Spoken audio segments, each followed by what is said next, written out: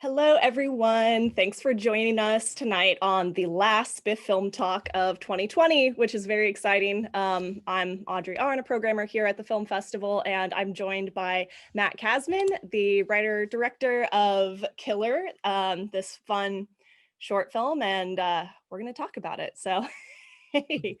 Hey, how are you? Tell us about what made you make this film? What was the original idea for this really how would you describe this? How do you pitch? Like, I want to hear about how you pitched this actually initially, how you describe. Sure. Yeah. I feel like anyone in my family is like, it's that weird movie. Totally. The pitch, which was really just to, when I originally pitched it, it was to friends, or it was just like an idea that I had. It was always just like, oh, I just had this idea about a kid whose mom, or it was just like, when I had the idea, it was a kid whose parent suddenly dies the first time that they masturbate, which was more of like it is a silly idea. And I would say the seed of it was like, oh, what a silly idea. And obviously after I had that thought and told it to some friends who thought it was funny, I was like, well, why did I, I was like, I had the idea without like really thinking about why I had that idea. Mm-hmm. And the deeper that I like dove into like the idea and like writing it and like the kind of movie it became, which I think is like less silly. It's like a silly concept, but handled with like a lot of darkness and like emotion. Yeah. Was that it came from like a feeling of guilt that I had at that age and confusion. Like the two feelings were like, well, three. It's like shame and confusion and guilt. And I remember like when I first screened this movie, when I screened it in Santa Barbara, that was the second time I had screened it. And right before that was at Sundance. And it was my first time seeing it and my first time doing a Q&A for it. And the first question was like, how the hell did you come up with this? And I said something that was very, I'm going to say it here, but I said it with like my whole family in the room. I was like, well, the first time that I masturbated, and like everyone was like, but I was like, I felt this like immense wave of shame and confusion. And it's a very powerful feeling. And since I had screened it a bunch of places and now it's been years, so it's out in the world and I've talked to a lot of people about it, I found that like a lot of people, whether like I'm Jewish, but whether they're like Christian or like people of all different backgrounds, like they related to this feeling of shame and confusion. So like that was a big part of it. And then once I like wrote it out, it really leaned into that and less so on like, I've had people think it's going to be like a weird messed up superhero origin story. And I was like, absolutely not. I was never going to go down that path, but yeah. That'd be great. I mean, an idea. It's an idea. It's a very intriguing idea. Maybe it wouldn't be a great, an execution. But yeah, I mean, it's fun. I think that it resonates so much and has resonated so much with people because, I mean, that's kind of the experience, I think, of most kids, at least of a certain age. I mean, I don't know about kids now. I can't imagine that it's too much different, but where you're kind of just thrown out into the wild and in regards to your sexuality and something that was really obvious to me on the second time recently watching it is death as well. Both of these things that adults, I think, have a really hard time in our society, at least, dealing with themselves. It's almost unapproachable to relay that information to kids, but kids, still experience these things. So, yeah, I think that maybe that's sort of what you touched on there. Does I that? mean, the death part to me, like with the ending of the movie, like the point of the ending was that he finds out that no, you cannot kill people by masturbating, but he also finds out that people die for no reason. I don't have somebody literally say that, but that was the point of it. And so to me, I got excited about making it once because I had written like a bunch of drafts of it that I think got progressively more serious. But once I had that ending point where like the point of the ending is that he learns both of those things, which is like, it's nice to know that he doesn't have to feel like he's going to kill people when he masturbates. So there's like no more sexual shame, but Right. to then start, and that's why I wanted it to rest. Like the end credits start as they're driving. It's because I really wanted people to like sit with him as he's thinking about this feeling that like, okay, so my mom died for no reason, which is really sad, which is, it's a very bittersweet ending. But that was the point because I did want to, I do think that sometimes death in movies especially comedies. It's like I didn't want to. It is kind of a joke in the concept, but at the end of the day, I didn't want to treat it like a joke. Yeah, it's so interesting. And it's amazing that you were able to pull it off because it's hard, I think really hard to get such heaviness and such comedy from it because it is also really funny. It's hard for me not to laugh out loud in the, climactic moment when he Yeah. tries to wield this power that he thinks he has. Um, and so how would you describe going about striking that balance where you kind of honor the integrity of the mother's death, but then it's also sort of a punchline, or it's used to set up the punchline in a way. So can you Mhm. tell us about balancing, that emotional depth that's sad with the comedy moments? Yeah. I mean, the honest answer is that when I made it, I had no idea if it was going to work. I think when but even before and after making that, I've done all different kinds of comedy, and when I made that, I specifically had made something before that was really broad. So I knew that I didn't want to make something broad. I wanted to make something that like was more emotional and grounded, and mixing in like the silliness of the concept. I knew that like the opening of it, because it takes like 5 minutes before like the inciting incident of in a short Yeah. happens. And so I knew that like the opening scenes of him with his friends were to like really establish like that's going to establish the tone. And so Mm. I definitely put a lot of work into that scene. Even like it's like when I cast it, which was like a very difficult thing to do. No, I mean it was a long Yeah. process, not just because of the subject matter, but because I wanted to have kids who were good and felt real and who felt real. Mm. And I like worked with a casting director, so it was like I tried to legitimize the production as much as possible and be like as safe as possible when dealing with the subject matter. But in casting it, I remember we would use this first scene with the friends as like how we casted, because I would kind of have the kids play different characters to see which one they fit. And Mhm. even in doing that, like I like punched up and rewrote that scene a bunch because it was always like the tonal establishing scene. And so, Nice. and I also knew that like I really didn't want any score, and I didn't want to like punctuate the humor with like quirky score and whatnot. And I had also made like a coming of age short a few years prior to that was not as dry and dark. There's no death, but it was like about a kid dealing with puberty in a different way and like a crush. And so I had done something like that before where I like took it seriously, and because it was he's the main character, you're in his head. And I was like, well, at that age, I was freaked out by all this stuff, and Yeah. I didn't feel good. So I don't like I look back on that time like with a comedic lens now, but I don't look at it particularly fondly. Yeah. I knew Because that it I was wasn't going to try to traumatizing. like make it, yeah, I knew that I didn't want to make it like cutesy or quirky. So like I knew what I didn't want to do. And I definitely had like a good sense of like how I wanted it to look. And the one thing that I did not know was if it would work. Yeah. And the interesting thing is that it's long. It's like 20 Mhm. minutes long. And I remember when the first cut of it was like 29 minutes. Oof. So I actually cut a lot out. And so I had done it to an extreme where I was like, this is too much. I got to scale it back and like make sure that there's like enough funny moments. And the funny moments are just things that kids say that are honest. And it's just things I'm like, I think this would be funny, but I really don't know. And I didn't really know until I watched it with a crowd. Yeah. Yeah.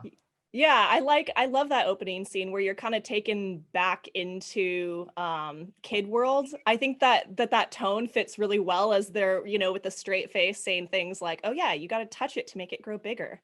Like Yeah. everybody knows that. And it kind of snaps us back to those moments when yeah, like in kid world, you are kind of figuring things out, and with a straight face, you think, what you hear from your friends um is as good as reality if that's all you kind of have to Yeah. go with. And Um the idea itself is not like the concept isn't personal. Like as I mentioned, it was like kind of like a silly idea that I first had. And I've always like right. told you like, no, my mom's alive. But like that scene, which kind of defines the tone of the movie, is like very personal. And like that element of the movie is really, really personal. So I was like, well, it is personal. So like that's something. It's not just me trying to make jokes. Yeah. Yeah. No, I get that sense.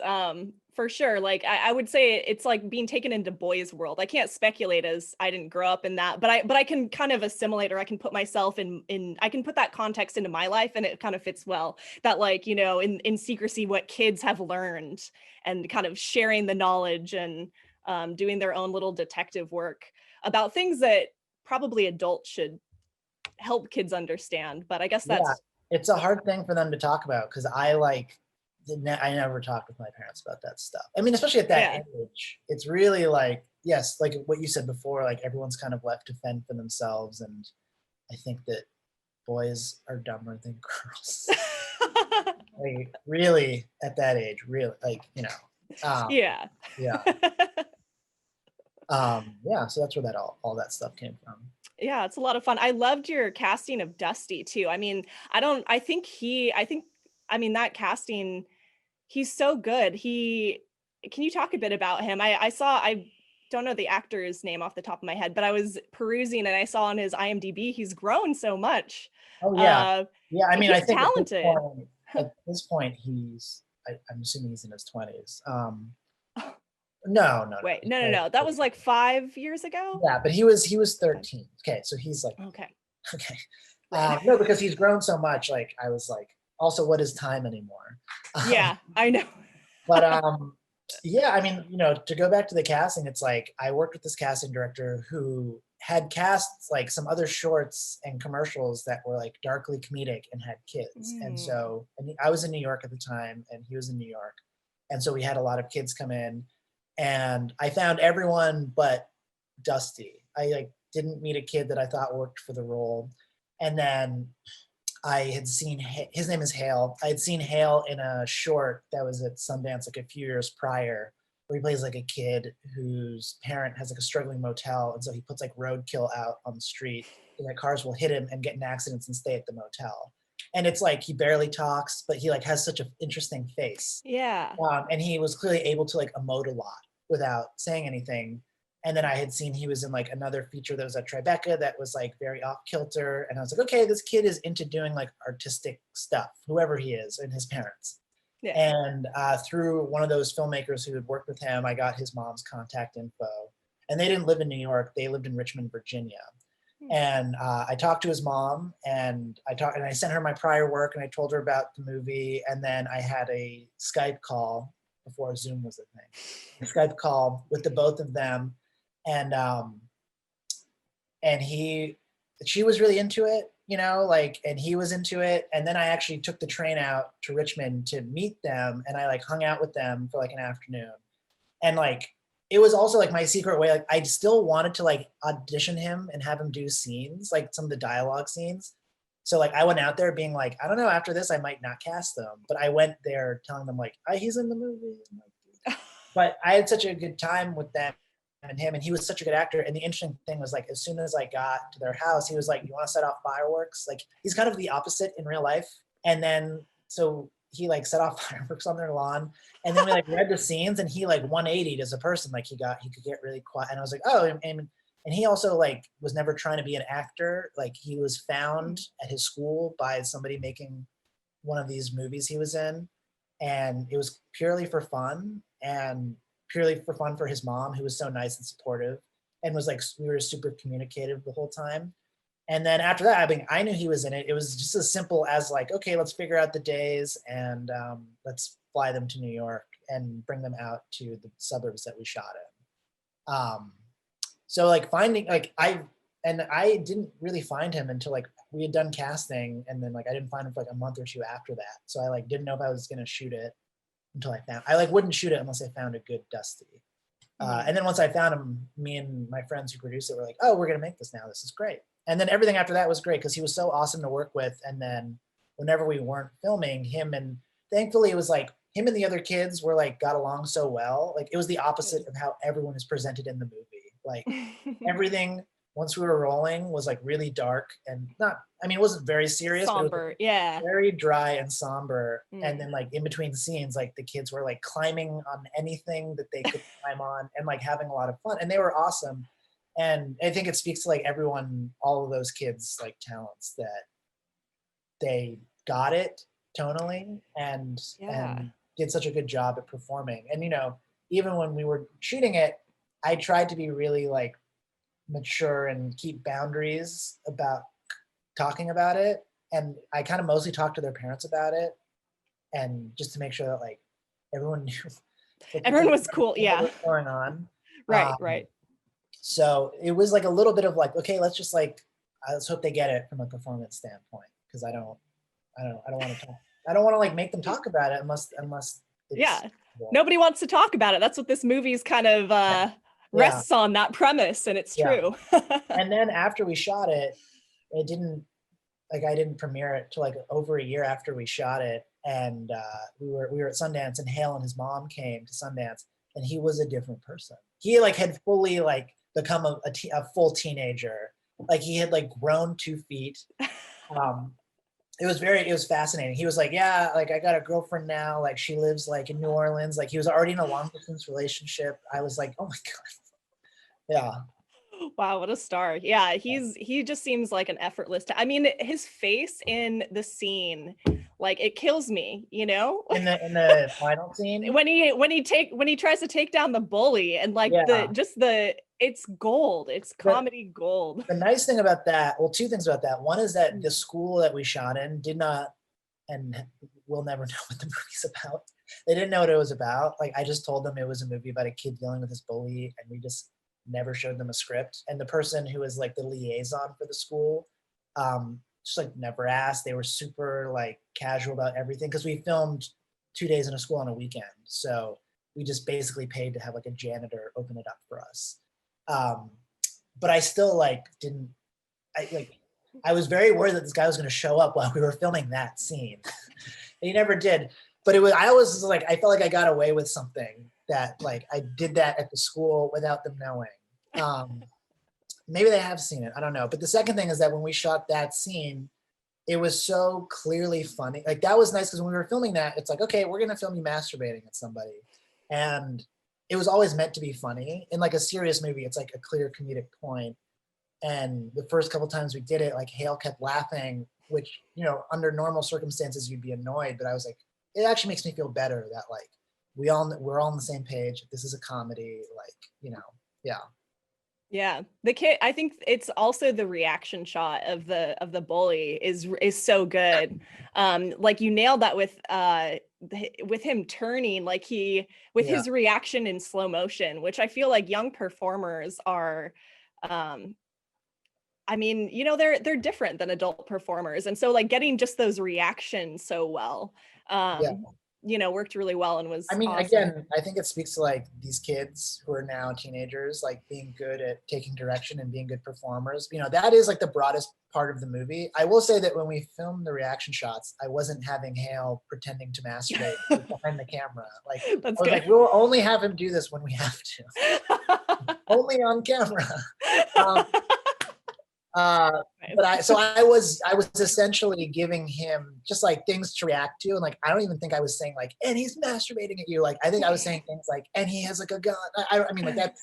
Yeah. But I was saying things to make him give big faces, and like I actually think that some of those other kids, because we filmed it like we filmed Hale's side and then the other side, like I actually think that some of those background actors also didn't know what was going on in the scene, and they were just doing reaction faces.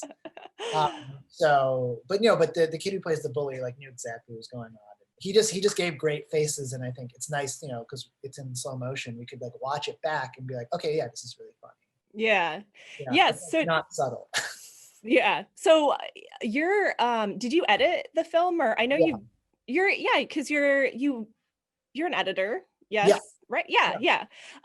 So can you tell us a bit about that? I mean, I feel like with the comedy elements, of course, the timing, comedy in film is all about timing, which, comes down to the edit and can so easily be, I think it's such a fine, I mean, I haven't done it. You're the one that's done it, but to me, it seems like a very fine-tuned silence to get the rhythm of it correct. So can you tell us, a bit about that?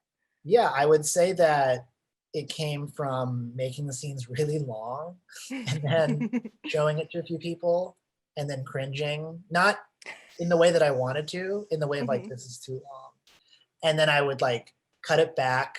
And then I was super grateful to have, one of my good friends produced it, one of my good friends shot it, and they were kind of like, we'll watch every cut. So like I had the ability to change 5 frames and like send it to someone. But it really did come from like a lot of fine tuning. And like I'd mentioned, the first cut that I had shown somebody was like 29 minutes. And I like remember like I was showing it to like a former roommate, and I was like sprawled out on the floor of their living room in pain, being like, it's so long. And they're like, no, but it's good, just like cut this and this or whatever. Yeah. So in terms of the timing, I always had a good sense of like the timing within scenes. It was really just like, this The needs to be overall. shorter. This needs to Yeah. be shorter. And like, yeah, I think it was like 1950 minutes and 59 seconds. Yeah. But no, it really just comes from like fine tuning and knowing. I don't know, it's hard to describe. You just kind of like know if it's working. I mean, the only way you really know is to show people. So yeah. Yeah. Yeah. Well, that's interesting. I mean, having that resource available where you have friends that are dedicated enough to the project that they're willing to watch takes with each new cut. Yeah, that's awesome. Was there anything that, since that was years ago now and you've done things since and worked on comedic projects since, was there anything that you learned from doing this kind of timing with like the long takes? Yeah, because this was I had done something like this. Like I went to film school and I had done one other thing where it was like a lot of very minimal coverage and like long shots. And like, I really didn't know what I was doing then. And I only knew a little bit more what I was attempting to do when I made Killer.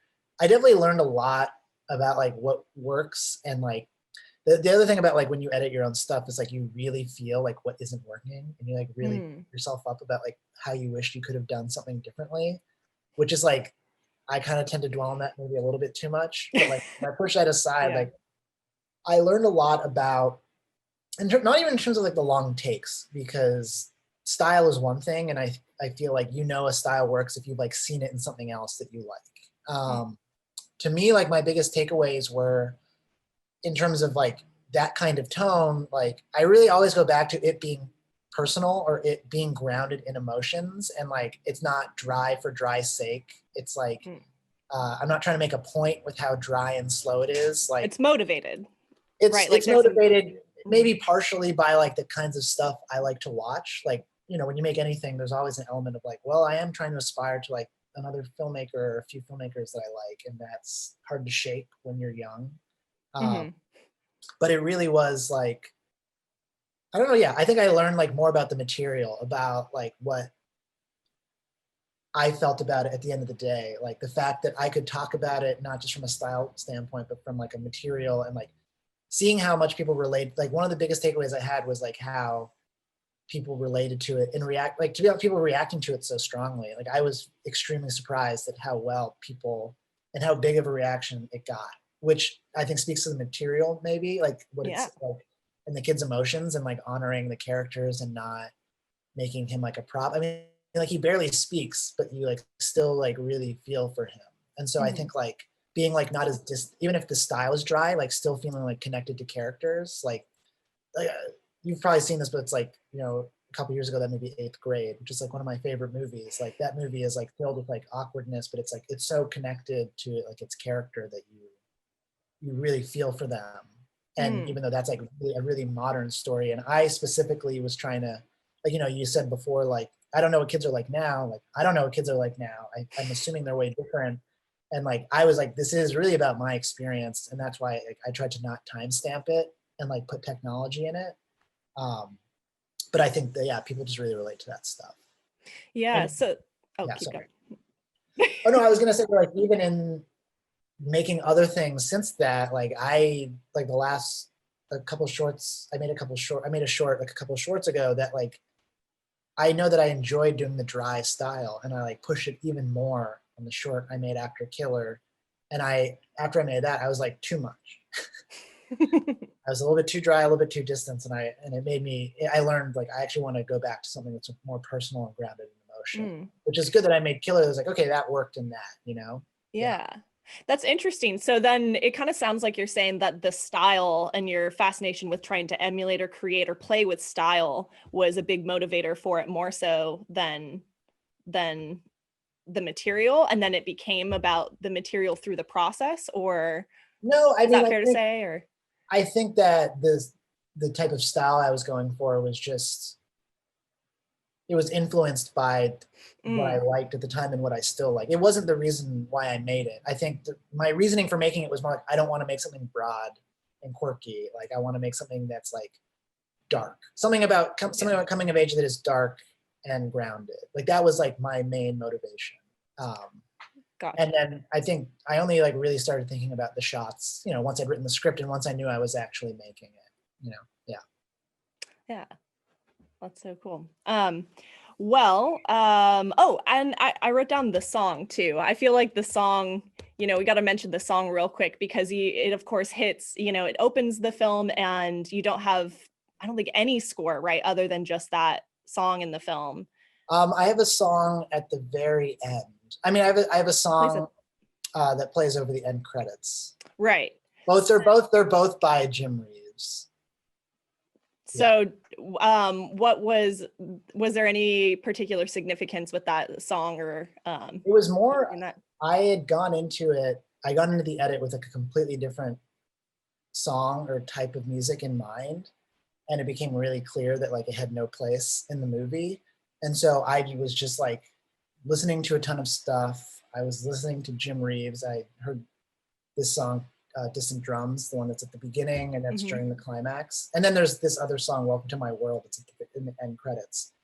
And I knew once I was listening to those songs, you know, they're so light and like, they're very relaxing, they're very soothing. And that was like the opposite of like how the music is. And so I plugged it in and it worked. Again, it was fully just like, had no intentions of doing that.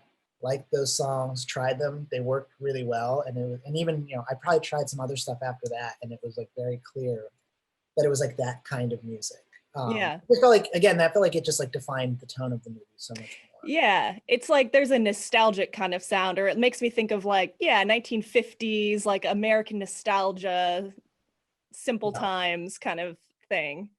No, exactly. Like soothing, simpler times, like a little bit of nostalgia. Obviously, it's like not the same time period as that music, and it's not like that kid's listening to that music. I think it was more just me trying to like set a tone for like what this is going to feel like. Like, there's going to be a kid trying to kill another kid by masturbating while this like really soothing country song plays. Like, even just saying it, like you're laughing because it's like it's so ridiculous, but it kind of weirdly works. Yeah. You know what? I think it works because I think that, you know, the sex and death, you know, those are that's satirical gold. But I think part of the reason why is because those things are so commonplace, so necessary to the human experience. I mean, we literally don't exist without those things being part of our human experience, but we have such difficulty with them. So I think it's maybe like with the song dealing with something that's heavy but very common, you know, it's something about that, the resonance between, you know, how we feel about those things that are very normal and, you know, typical. And I think the song is kind of like speaking to that, to our levels of discomfort, our feelings about it versus the reality of it, or, you know. Totally. Yeah, that's great. So I always like to ask too at the end what I mean, you kind of touched on this a bit already, but what your main advice, like what wisdom you kind of gained from this project that you would pass along to another filmmaker or advise your younger self about, something, you know, tangible that you learned from this specific experience that you could relay. Yeah, I mean, I think like my biggest takeaway was, I think that the strongest stuff that I've ever made is personal, whether or not it's like directly or indirect. Like I mentioned, like this didn't happen to me. It's not like an autobiographical movie, but like it's based in a lot of experiences I had and a feeling that I felt. And I find that like when you look into yourself to like write stuff, or if you make something that is personal in some way, I have found that like people, it just makes for like stronger material. That was my main takeaway, because I mentioned this short that I made after that was like super dry, and it was a short that I really liked, but it was like nothing about, it was a fully absurd short, nothing about it was personal in any way. And I remember after I made that, I was like, oh, you know what, I think I like making more personal stories.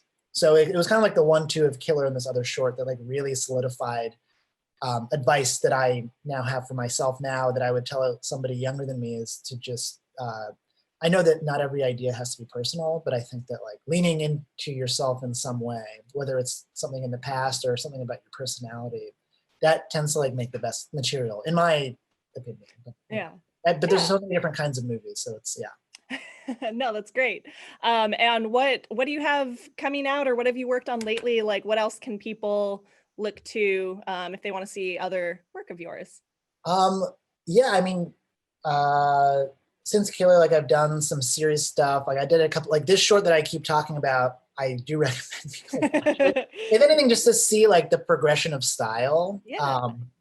It's called Father Figurine. It's on Vimeo where Killer is. And then I also, you know, after I made Killer, I was like, I really like this like super rigid style stuff. And I had like an inkling to do something that was, had like no rigidity to it. And so like last year when I was like at a film festival with this other short, me and my friends made a short that was just 3 people. I acted in it. We wrote an outline, but no dialogue. You know, like, I did like an improv short, and it was like, I learned so much doing that about doing something with like putting way less thought into it while still trying to like make it make sense and everything. Yeah. And so both of those are online. So those are the sort of things that people can check out if they want to see more of my stuff. Oh, nice. Do you ever do, sorry, do you do documentary, or that's like because that's kind of like, well, I have, so as an editor, I've worked on a bunch of documentaries. So do you ask just because of like the shooting? Well, yes, doing the improv, it's like, well, that's the improv filmmaking. So I was just curious if you had dipped your toe in that yet, because no, I totally wonder if have. that'd be your next. I totally have. And the person who shot all 3 of these shorts, his name is Ryan Nethery, and he did he actually comes from like a documentary background. He just also has a really good eye and a sense for narrative storytelling.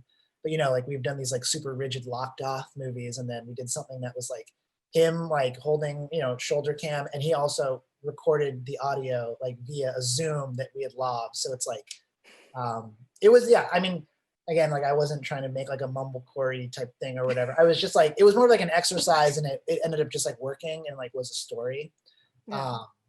But it exists. It's like me trying like completely, like, I guess another piece of advice is like try different things, because like, I would say something that has solidified for me since making Killer.